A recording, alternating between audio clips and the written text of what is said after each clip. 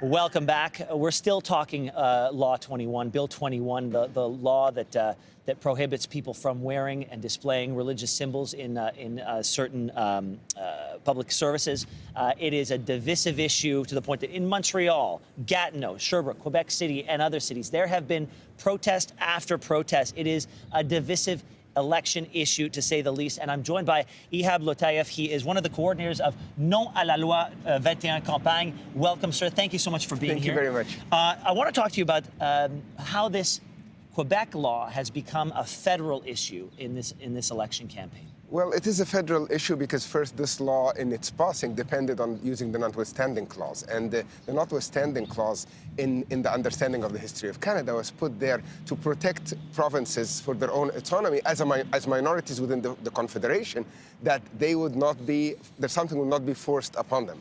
And thus, now it's used, by cancelling it, it's used to oppress minorities within the province. So it is a part of the federal elections for sure. So all the federal leaders were put on the spot. They were asked, would you intervene in these legal challenges against the law?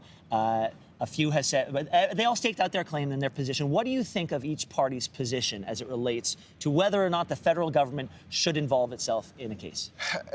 Look, I mean, I don't want to talk party by party, but I'm going to say that the general picture is disappointing, because in the situation that we're facing right now, and that minorities are being treated the way they are in Quebec, it is a responsibility of the federal government, whoever forms government, to protect these minorities. A part of the essence of democracy is to have protections of minorities. And it really disgusts me to no end to hear politicians who are supposed to be champions of democracy talking about the majority wants this. The majority wants this in Quebec, so it passes. This is not democracy.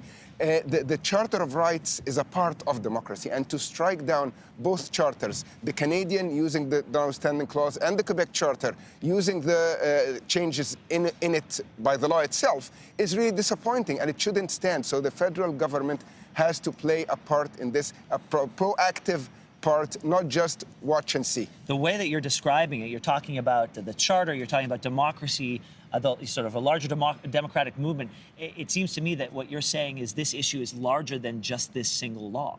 This issue is much larger than this single law. If a government that didn't have even the majority of the popular vote, has a simple majority in the House, can change the Quebec Charter of Rights, removing protection from one minority, then where is the protection that any of us feel? And we're all minorities in one way or the other. I mean, we're not looking only about religious minorities. We're looking about gender minorities, linguistic minorities. We're looking about background minorities. If that is the case, and there's no respect to the Charter, then what they use as a slogan, as Quebec values or Canadian values, doesn't really exist. And that is extremely worrisome. We only have about 20 seconds left, but you've organized demonstrations. I imagine you're going to continue. What is your path forward? The path forward is to continue the opposition to this law in any and every way we can till it is repealed, because we cannot live, Canada should not live with this law on the books. Yeah, thank you so much for being here, for sharing your story this morning. We appreciate it.